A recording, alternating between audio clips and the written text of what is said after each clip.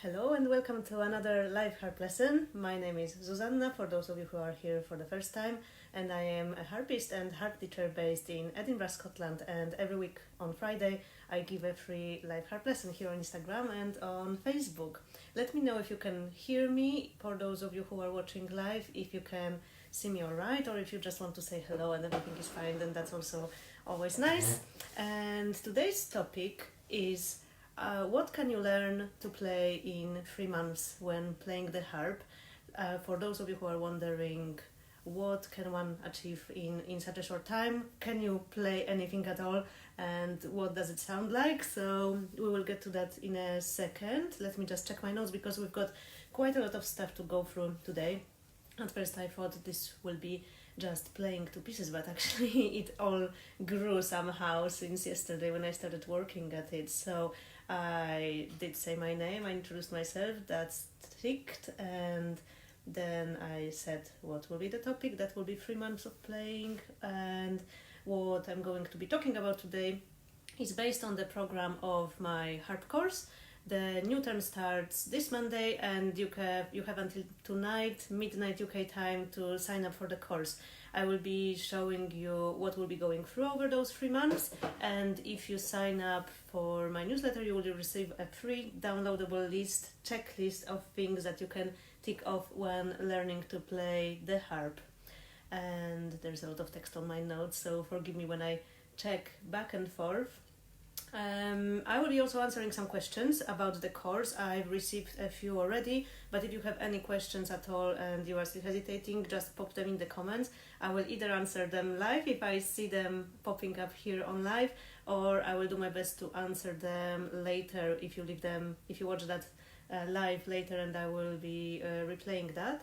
But I will do my best to answer the questions. Some of them are already on the website of the course. I will put the link in the description of this live on Facebook, and on Instagram you can already click into the link or in the bio to see some of the most frequently asked questions answered there.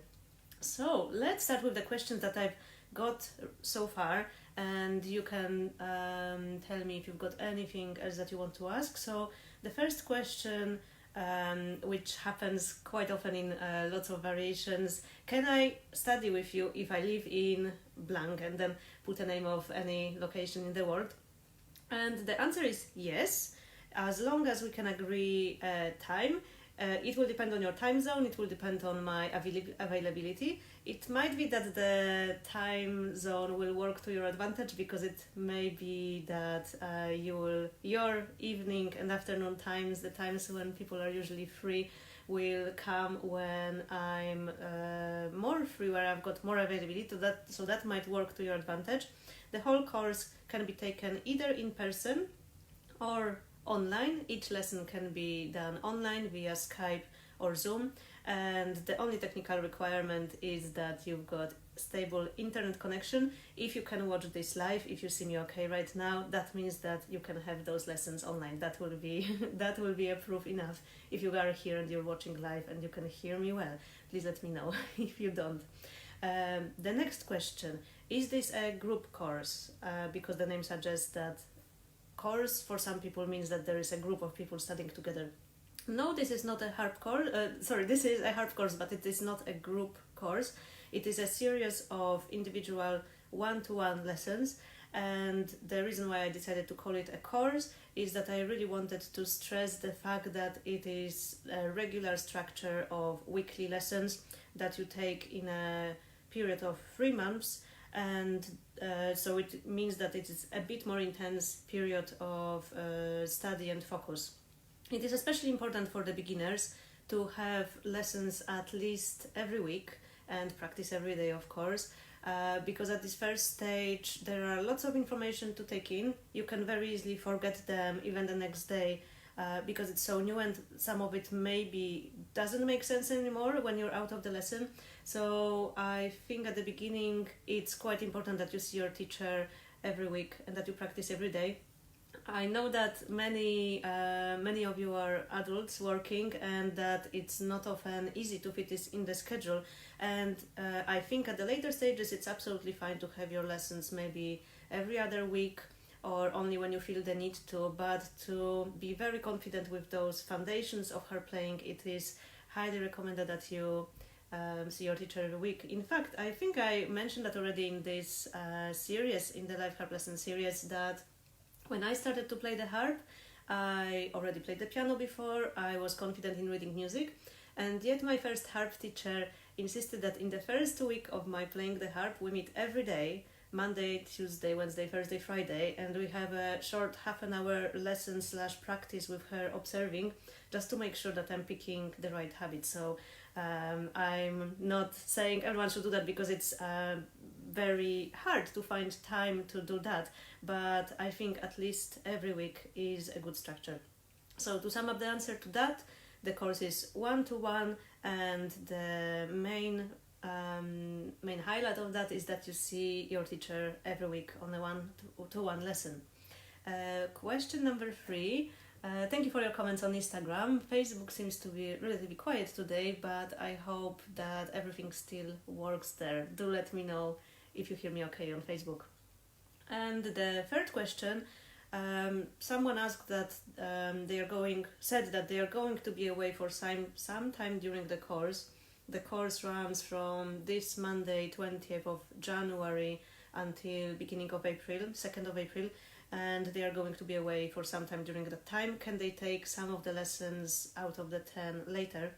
And the answer to that is that if you're away for less than 2 weeks, maybe a week or 10 days, then we can still manage to fit all your 10 lessons during the time of the course. We will probably move one of your lessons just before you leave to be taken maybe a day or two before you leave, and then have another lesson when you come back. There is also a period of time, there is a couple of days, not a whole week, but a good few days after the end of your 10-week lessons, where you can catch up with any missed lessons. So if you missed a lesson over those few days from 30th of March, I think, until 2nd of April, you can still have your missed lessons. There will be probably space for one, because that week is quite busy. Lots of people want to have an extra lesson then. So it is possible as long as you're away for less than 2 weeks. I think if you were to miss more than 2 lessons, then it may make more sense for you to go for casual lessons instead. The casual lessons will be available to book with me after the bookings for the course close tonight. They are £45 per lesson, and as opposed to the harp course, where the whole course of 10 lessons is £395, which means a bit better investment rate for the lesson. The lesson works out at £39 if it's part of the course, but if you miss more than 2, then it's probably better to go for the casual lessons. Just book a series of casual lessons with me. The advantage of the course is that you will have the priority booking the time slot, your chosen time slot, so you will have priority, especially at the busy times in the evening or in the afternoon. And the advantage is also that if you want to have any extra lessons after the course is done, if you still have some time and you want to have 11 or 12 lessons, then the rate stays the same at £39, and you will also get a welcome pack and a few other perks that I will be talking later. So this is just to explain how it works and what's the best option for you. Let me see, what time have we got?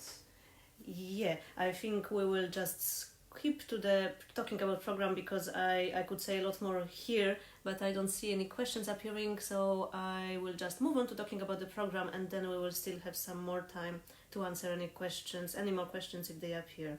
So if you are already a subscriber of my newsletter, you will get access to that PDF after. That's printing on a scrap paper that I don't use, music that I don't need anymore. But these are the 2 pages. You will get access to a brief description of the course and the course checklist, what you may expect to learn in the first few months.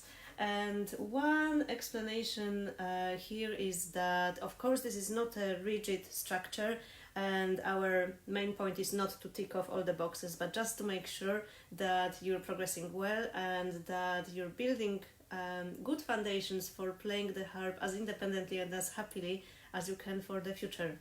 So that will be always adjusted to whatever experience you have possibly had so far, or how you are progressing with those very first steps. Some people who, for example, play the piano or read the music whiz through the first bits of the course, where we focus a lot on reading the music and reading the music with the harp. Some people take a bit longer to play on that initial stage, where we just learn to play with second fingers and locate the notes on the harp. But everyone usually achieves the final goals of those 3 months. And then I will be also talking about what you can expect to learn in that first year, and this all sort of can even out throughout the time. So about the structure of the course, in the very first lesson or first few lessons, usually we have an introduction to how this instrument works. How can you set up the levers on a harp? What do you do with them? How do you tune your harp in case your harp arrived slightly out of tune, which is usually the case. So we will work on that together. We will try doing practice tuning in the lesson.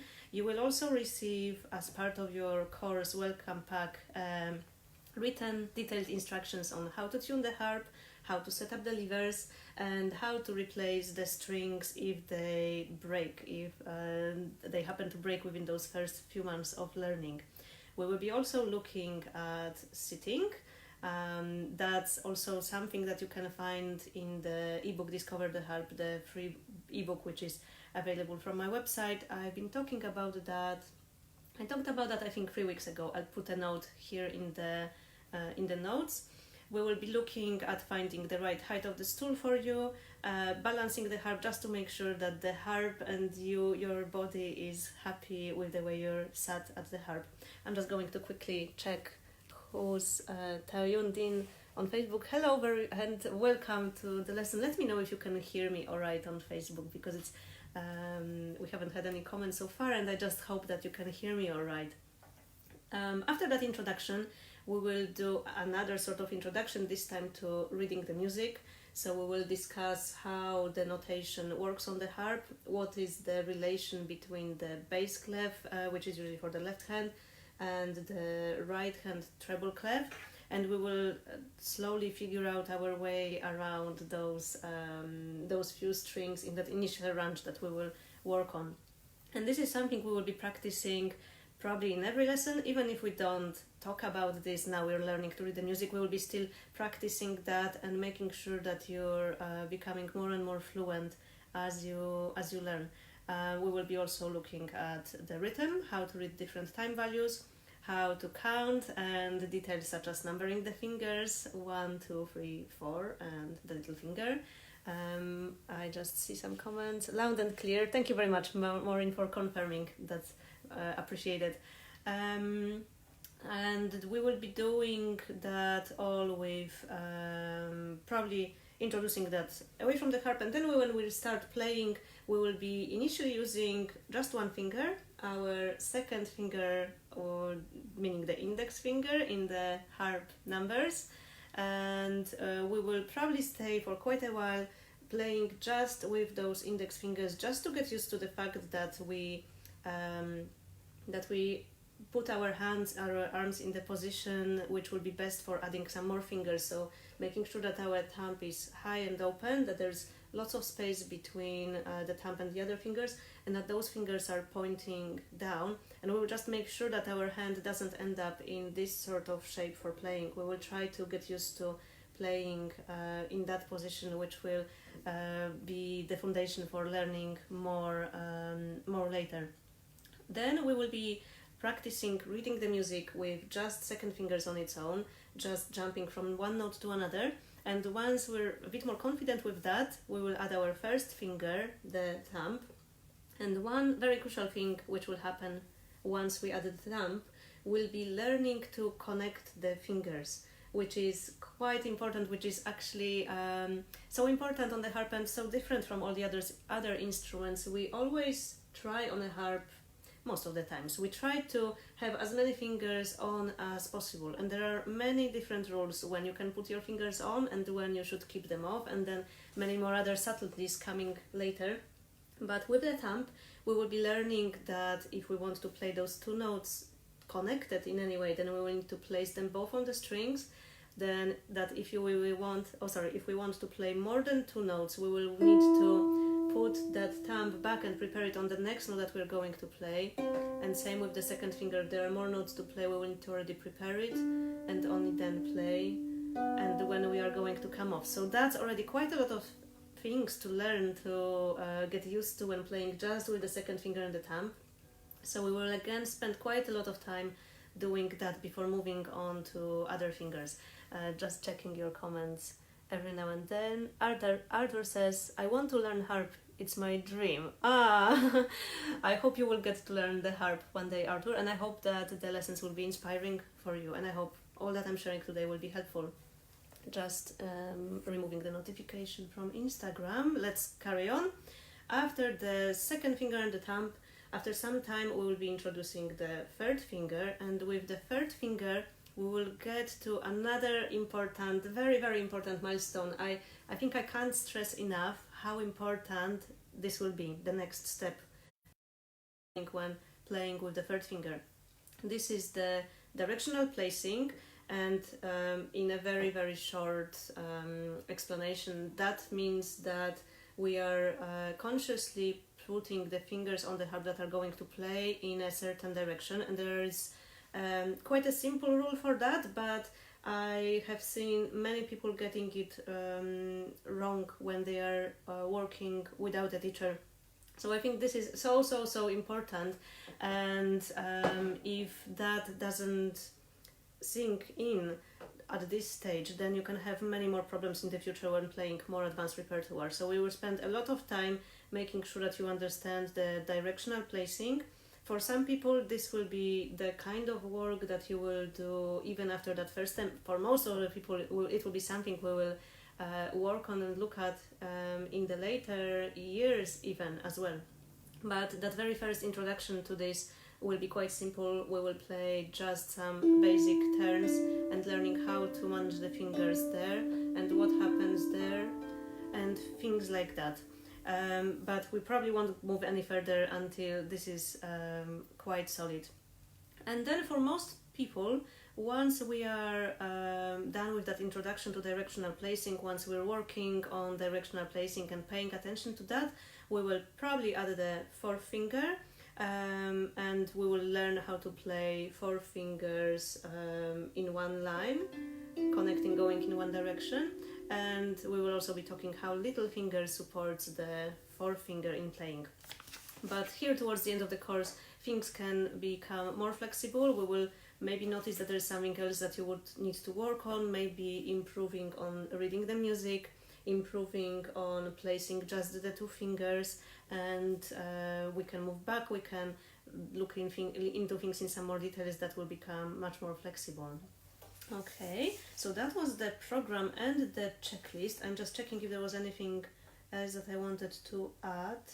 I think that's mostly that. So perhaps I will play a short piece for you that I think most students will be capable of playing in that in the first 3 months of playing, or towards the end of the first 3 months of playing.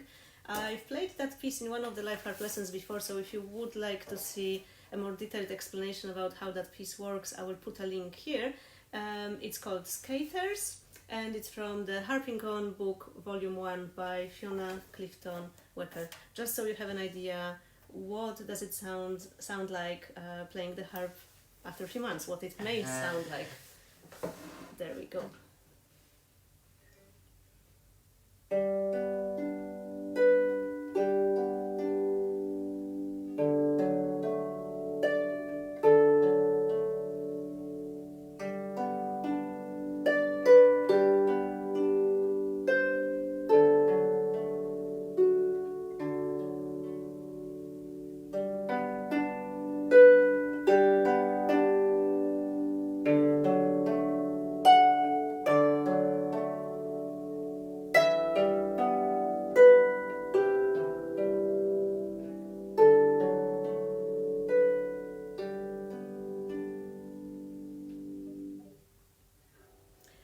that was a taster of what it might sound like after 3 months. And here a small digression. I had quite a hard time choosing the pieces that I would like to demonstrate to you, because it can be so different for different people.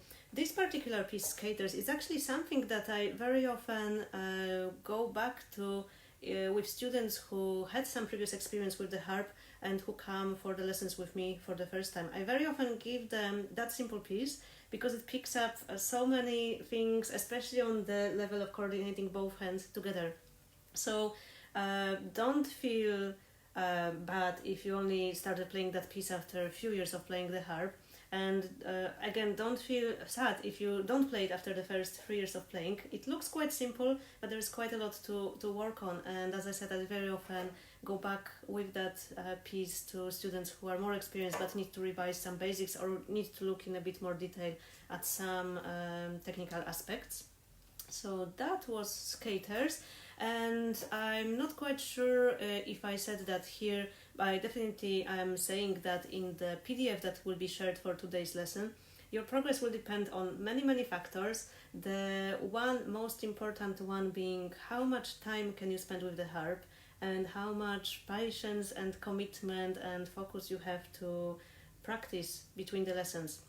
That will be the crucial aspect, I think. I think there are some people who had some previous experience with the harp who may progress more slowly because, for example, they will miss a lesson or two, they will be a bit more too busy to practice, and then a person who didn't have much musical experience but who does their practice every day and who attends every lesson will be able to achieve the same amount of time, the same amount of learning or even more learning in a similar period of time. So I think this is the most important, and being able to decide how much time can I spend with the harp in the next 3 months. Can I attend all the lessons or will I be busy with other stuff? This is something which you should carefully consider when thinking about learning to play the harp. The other thing is that some people arrive to the harp with no previous musical experience. They would be learning to read the music, learning to play their first instrument. Some people would have played another instrument and read the music, and then that will also affect the speed of your progress. So if you, for example, haven't got the opportunity to learn to play the harp yet, I would encourage you to look at reading the music, looking at some resources online on how music is notated on the staves, and that will be already very helpful when you finally approach the harp and start putting your fingers on the strings, and this can all affect your progress. But as with everything, the most important thing which is in your control is how much time can you spend doing the homework, the to-do list that you will get after every lesson from your teacher.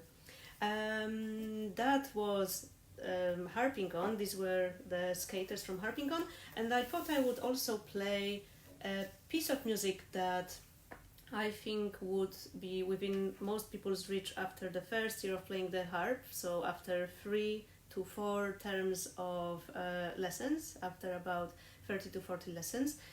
That piece is called Do You Remember? There is also Gaelic name for that, which I won't attempt to pronounce, because the piece comes from the Scottish music graded exams. This is grade 1. And this will be, I know that Scottish graded music is a bit different than the other types of exams, but I think most people, if you want to have sort of a reference of what level would you be on in terms of grades, most people would arrive at around grade 1 level and could start learning the exam repertoire for IBRSM or Trinity if you feel like taking the exams. But this is of course not the point. I know that for some people having that reference is important, so that's why I was explaining that. Do You Remember? Is a lovely piece, quite a lot of arpeggios and hands working together, and also the difficulty might be that your left hand will be reading the music in bass clef and in the treble clef, which may be a bit of a challenge for those of you who will start learning to play the harp and learning to read the music. But I think it's quite a lovely piece, a sort of proper piece that you will be able to play at about 1 year. And again, of course, there might be people who will play that piece already after the first 3 months of lessons. If you played the piano a lot, if you read the music confidently, if you are doing all the right things in the technical sense, you might arrive at learning that piece later, but it's a piece that, again, I often give to students who are further away in their advancement, just to work on some technical issues and things. So it can be very, very different for everyone, and this is again not set in stone what kind of pieces you're allowed to play at what time. Anyway, this is Do You Remember by Marie-Louise Napier. Couldn't quite remember the full name, and we need to set all the levers down for that, something which we will also learn in the lessons. What does it actually mean to set the levers? And there we go.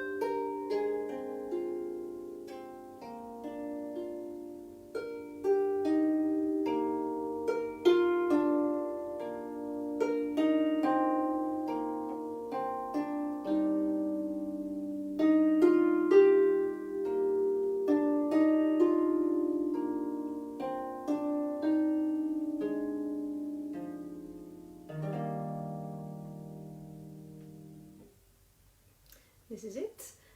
Do you remember? I hope you enjoyed listening to that piece. Just an explanation, I find it quite hard to have the music stand so far away, but it has to be quite far away because otherwise you won't be able to see me, which is why there was a slight mistake in one of the bars because it's just hard to turn your head away. And this is also something which some people may find a bit challenging, not having the music stand too far away. Of course we will have it as close as possible to the harp, but the curiosity of the harp is that you need to really look at the strings to find where you are, and you need to turn your gaze slightly to look at the music. So in the first lesson, the reason why in those first lessons we're playing usually with the second finger only is that we're trying to make sure that you're always following the music that is on the page, and that you're also able to come back and locate your fingers and the strings. Just a side note on that. I hope you enjoyed today's lesson. If you have any more questions about the harp course or learning to play the harps, please put them in the comments or email them to me. The bookings for the harp course close tonight at midnight.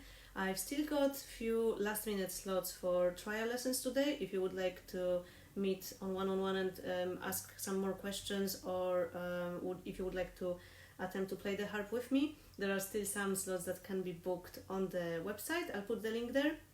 And I think these are the most important informations. We will see each other on another Harp Life lesson next week. In the meantime, I hope you have a very good weekend, and it's going to be quite sunny apparently here in Scotland, so that's good for us here. And thank you for coming. See you next time. Bye!